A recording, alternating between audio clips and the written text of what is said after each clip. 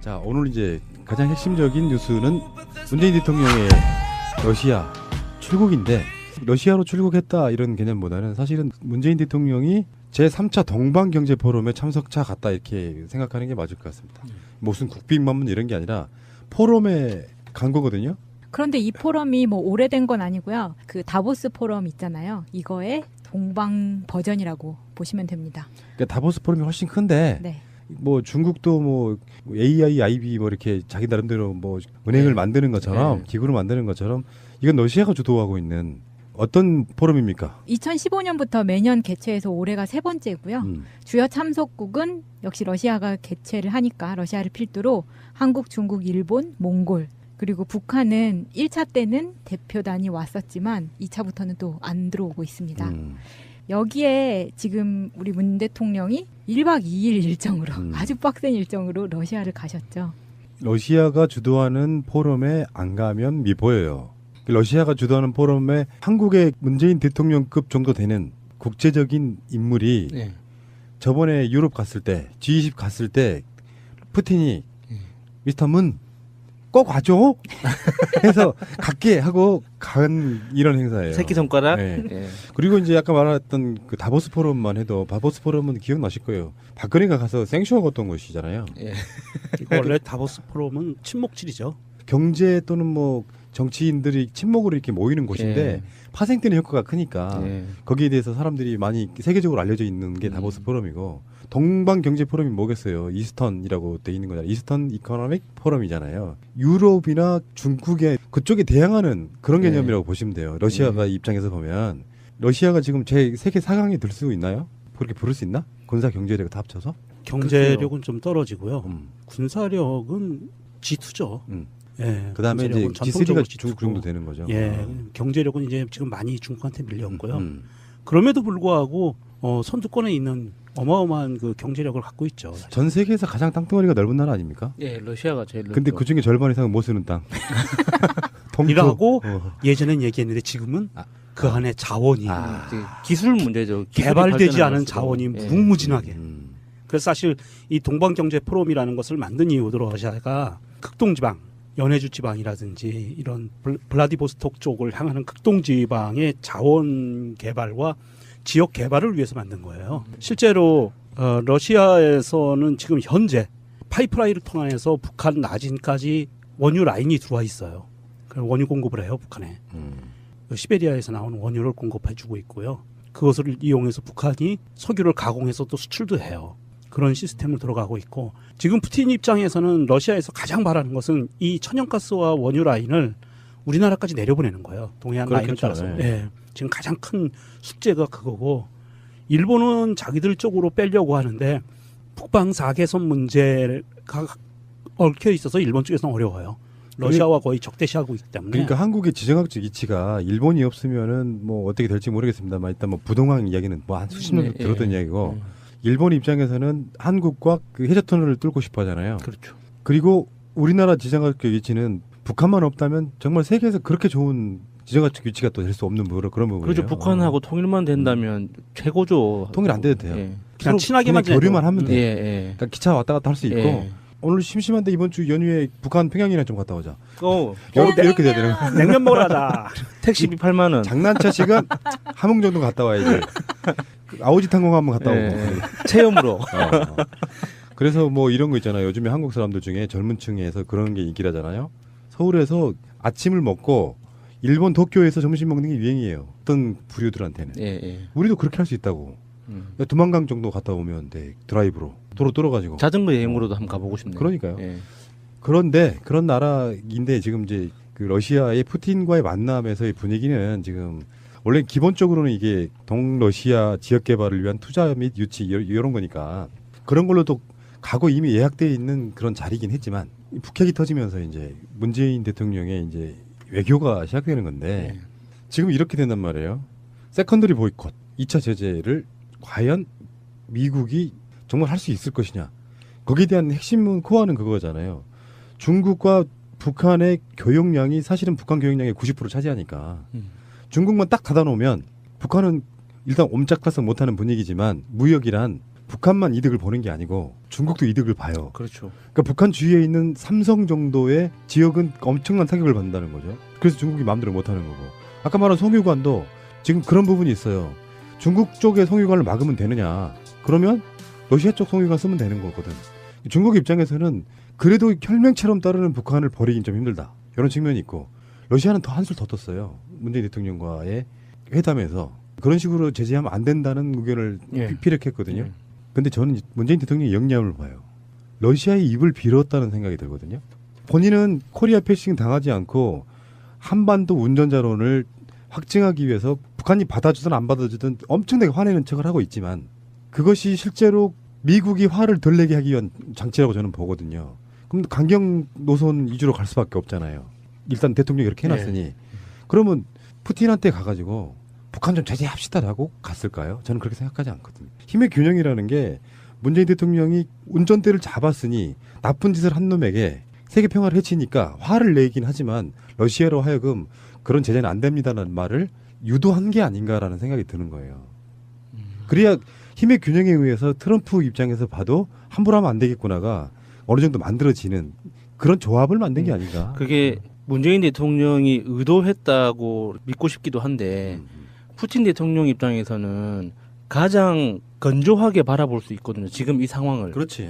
그러니까 푸틴 대통령이 어떤 그 평가를 하고 어떤 정책을 제시할 거다라고 그 외교팀에서 그 예상한 거일 수도 있죠. 이게 중국은 이해 당사자잖아요. 그리고 미국은 북미 관계에서 지금 완전 카운터인 거고. 그러니까 그 상황에서 가장 제3자 입장에서 보고 있는 나라가 유일하게 러시아인 거죠. 그래서 러시아의 가장 이성적인, 합리적이고 이성적인 어떤 반응을 기대했는데 그만큼 나왔다고 볼 수도 있는 거죠. 근데 이거는 이렇게 봅니다. 당장 문재인, 푸틴 두 프레지던트가 만나는 게 아니고 우대 설정을 하잖아요. 예. 미리 만난 사람들끼리 그럴 때 이럴 수 있어. 푸틴 대통령이 이렇게 말씀해 주시면 딱 좋을 것 같고. 왜냐하면 푸틴은 지금 여기서 동방 경제 포럼의 활성화가 목적이잖아요. 예. 그러면은 자기 손님으로 온 사람한테 문재인 대통령에게 반대하는 메시지를 주는 건 사실 무한당하는 이야기거든요. 미리 의제 설정을 할 때 그 정도의 어떤 결론적인 대화는 이미 약속이 돼 있는 게 아닌가 생각을 해보는 거예요. 푸틴이 미쳤습니까? 쓸데없이 막 어떤 말도 좋은 말도 할 수 있는데. 예. 사실 이 북핵 문제와 북한의 그 ICBM 미사일 문제는 당사자인 미국과 북한 그리고 거기에 콧괴에서 끌려가고 있는 중국이 지금 연결돼 있는 거거든요. 중국은 당사자는 본인은 당사자가 아니라고 중국에서는 계속 이야기하지만 북한한테 콧괴가지고 어쩔 수 없어요. 준당사자급으로 들어가고 있는 거고 미국 입장에서 보는 미국적인 시각에서도 중국은 준당사자야라고 인정을 하기 때문에 계속 중국을 경제적으로 압박하고 있는 거고 중국은 그거 아니라고 지금 계속 빼고 있는 거고 직접 북한하고 미국하고 해라고 하고 있는 상황이에요. 그래서 사실 이 얽혀 있는 상황을 가장 객관적으로 볼 수 있는 건 러시아예요. 네. 러시아 입장이 가장 객관적이고 또 하나 중요한 그 포인트가 뭐냐면 러시아는 미국과 척을 요즘 안 지고 있어요. 그래서 그럼에도 불구하고 아까도 잠깐 얘기했지만 러시아를 무시할 수 있는 나라는 없어요. 트럼프 자체가 러시아의 스파이 뭐 이런 거랑 연관이 있잖아요. 러시아가 만든 대통령. 욕을 받고 있죠. 예. 이를테면은 이렇게 보시면 되죠. 박근혜에게 이명박이 있다면 트럼프에겐 푸틴이 있다. 그래서 사실 이번 그 북핵 문제에서 가장 즐거워하는 애들은 러시아 애들이에요. 러시아 입장에서는 지금 현재 돌아가고 있는 트럼프와 시진핑이 부딪히고 있는 물론 이제 김정일까지 포함해서 같이 부딪히고 있는 이 상황에서 해법을 제시해서 이것을 풀 수 있는 것은 러시아밖에 없다고 보고 있고요.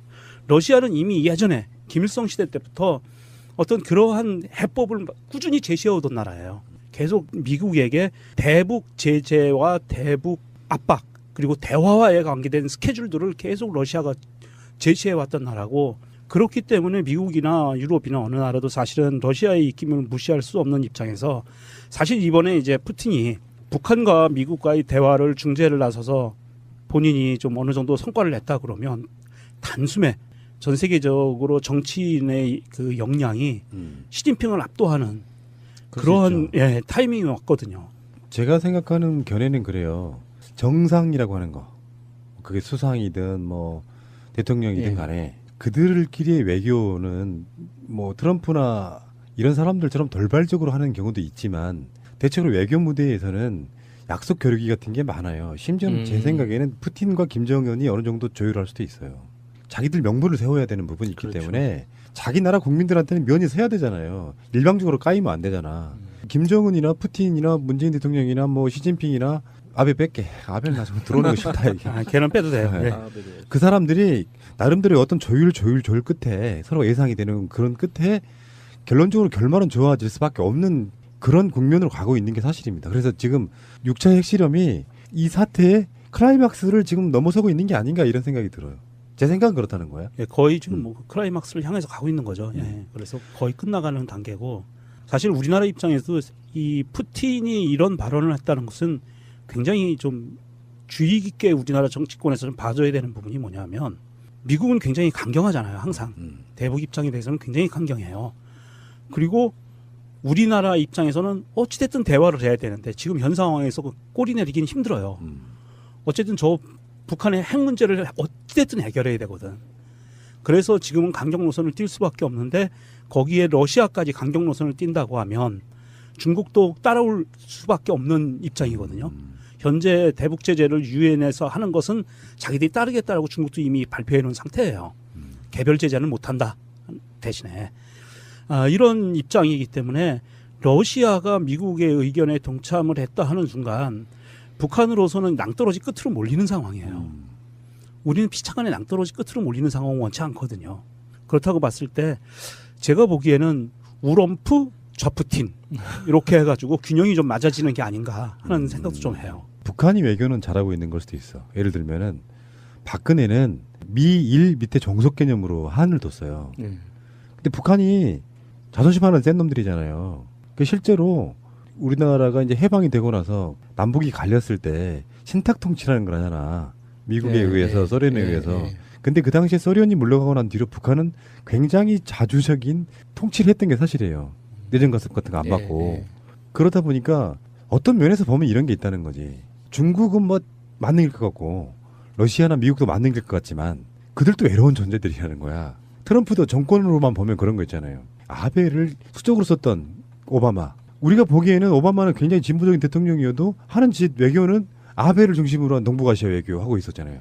지 나라의 이득을 위해서 그렇게 한 거죠. 근데 국가 간의라는 건 그런 거 있는 것 같아. 뭔가 군사력이 센 놈이든 경제력이 센 놈이든 우호적으로 지내는 놈을 강대국도 많이 만들고 싶어해요. 그렇죠. 그러니까 니들을 버리고 싶다가 아니라 너랑 친하고 싶다야. 네. 지금 실제로 트럼프 보면 문재인 대통령과 친하고 싶어서 안 달라는 경우도 꽤 있잖아요.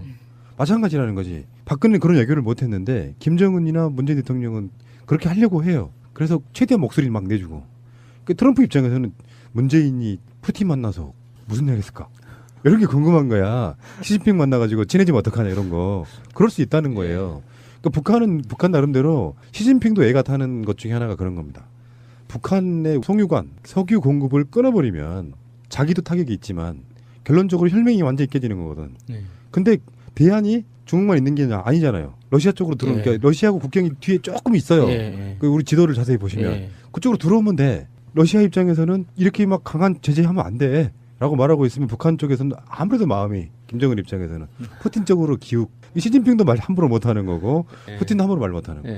그런 측면이 있죠. 사실 2017년에 들어와서 그러한 현상들을 확증시켜주는 소식들이 있었어요. 북한의 그 관영 매체, 북한은 관영 매체밖에 없잖아요. 관영 매체에서는 이미 북한의 가장 우호적이고 가장 친근한 나라 1위를 2017년에 러시아를 올려놨어요.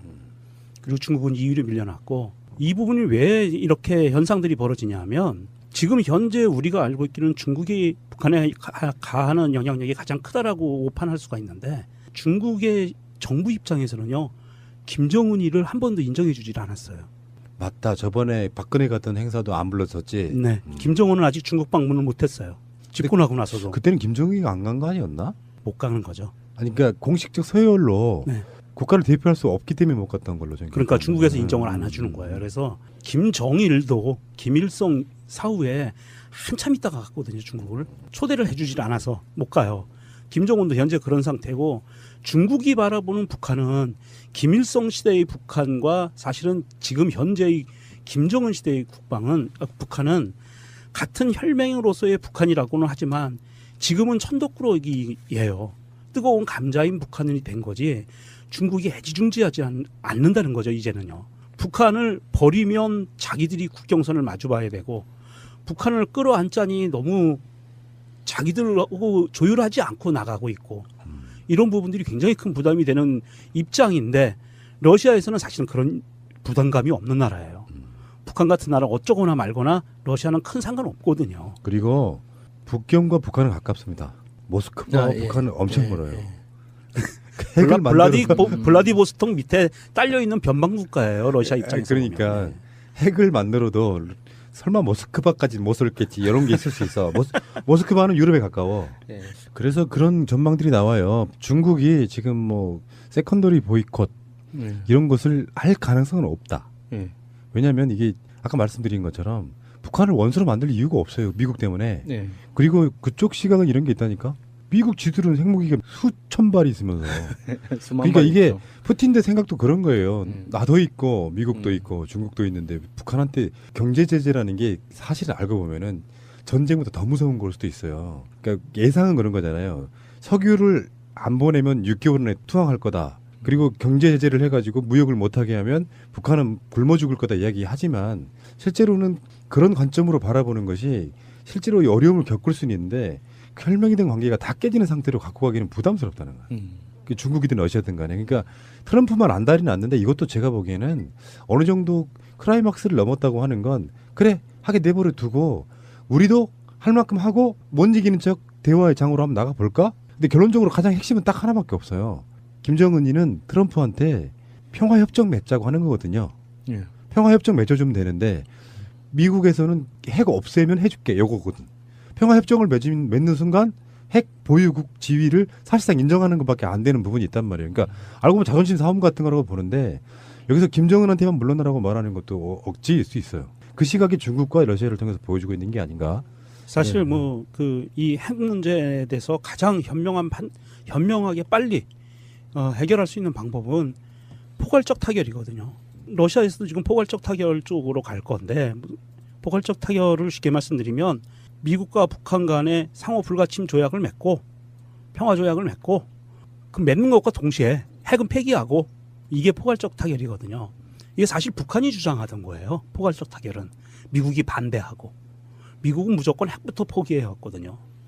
그렇기 때문에 좀 지금까지 계속 꼬여왔던 건데 러시아의 입장이 이렇게 지금 어느 정도 북한에 대한 영향력이 굉장히 좀 우리가 모르는 사이에 굉장히 커져가 있는 상태에서 푸틴이 어떤 영향력을 행사해서 그 대화의 장으로 끌고 나올 수 있을지는 좀 지켜봐야 될 것 같습니다. 알겠습니다. 자, 문재인 대통령 또 1박 2일 동안 짧게 다녀오는 거고요. 블라디보스톡은 그렇게 멀지는 않아요. 한국에서는. 네. 방송하는 오늘 말고 어제요. 자유한국당 국회의원들이 청와대에 문재인 대통령 만나겠다고 몰려갔어요. 광화버스 타고. 사전 조율도 없이 그냥 그러니까. 동네 옆집 아저씨 찾아가듯이. 그래갖고 이런 식이었던 거지. 청와대 네. 광화버스 타고 들어가. 어느 지점까지 들어갈 수 있어요. 예. 들어가가지고 문재인 나와. 아무 대답이 없어. 그러니까 임종석이라도 나와. 아무 대답이 없어. 직원 한 명이 나와가지고 내일 러시아 가신다고 못 나오신다는데요. 알았다. 하고 그냥 간 거야. 딱 그 상황 만들어 놓더라고요. 그러니까 자기들 입장에서도 국방에 관련해서는 보수가 어쩌고 개설해봐야 역사상 보수가 집권해가지고 하다못해 조그만 국지전 같은 것도 승리해본 적 없고요. 방산 비리만 엄청 늘어나가지고 이명박만 생각하면 오기가 생기지 않습니까? 예. 전혀 그런 말할 자격 없는 자들이 또 그러고 있고. 푸틴이 이 방송을 들을지는 모르겠는데 푸틴한테 꼭 하고 싶은 얘기가 있어요. 방송 듣는다고 봐. 확신해. 그 동방 경제 포럼이라고 이름을 지었잖아요. 네. 이 다보스 포럼에 대응하는 바퀴 개념으로. 근데 동방이라는 단어가 들어간 순간 이미 진 거예요. 그렇지. 이 서양이라는 존재를 인식하고 인정하고 나서 그 대응 개념으로 이스턴이라는 단어를 선택하는 순간 이미 지고 들어가는 거거든요. 어장을 처음부터 제안했네. 예, 그러니까 이 이름을 다시 한번 바꾸시기 권해드립니다. 그 동방경제포럼은 푸틴이 러시아의 동부 블라디보스톡이 있는 연해주 이쪽 지역의 경제 활성화를 위해서 개발과 경제 활성을 위해서 만든 거예요. 그냥 전략적으로. 그러니까 그러니까 다보스 포럼처럼 그냥 그 동네 뭐 블라디보스톡 포럼이라고 하든 안 그러면 러시아 포럼이라고 하든 아시아 포럼이라고 이런 식으로 가야지 동방이라는 이 개념을 집어넣는 순간 너무 국한시켰죠. 이미 패배한 거라니까요. 예. 그게. 제가 보기엔 야수님 무리가 있습니다. 논리 너무 비약이시고요. 그런 목적으로 만드는데 뭘 미국 지들이 야구하면서 월드 시리즈라고 하는 거. 자, 오늘 이제 가장 핵심적인 뉴스는 문재인 대통령의 러시아 출국인데 러시아로 출국했다 이런 개념보다는 사실은 문재인 대통령이 제3차 동방경제 포럼에 참석차 같다 이렇게 생각하는 게 맞을 것 같습니다. 무슨 국빈만문 이런 게 아니라 포럼에 간 거거든요.